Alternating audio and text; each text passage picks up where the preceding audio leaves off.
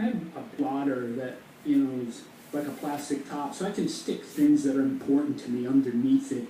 I have my mother and father's, the little card that was at their funeral that Funeral Homes put out. I've got some pictures of my son there. And I've got a mass card that my wife and I gave to Sister Loretta on her passing, which is such an impactful.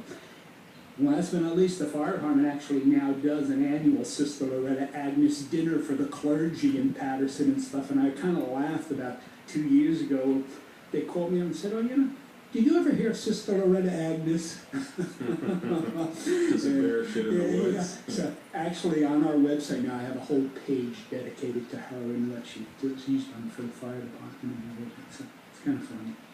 Well, we could probably spend another hour talking about that, and I know that our listeners would actually appreciate it, but that said, there are a couple other things I want to get to, even before we get to the lipid stuff.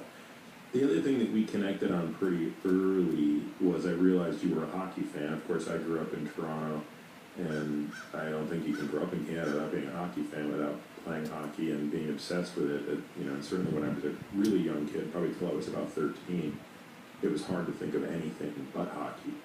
And it turns out you kind of, just as you had this sort of light switch moment with it, all these things we've talked about, you had kind of that flip of the switch moment in hockey too, right?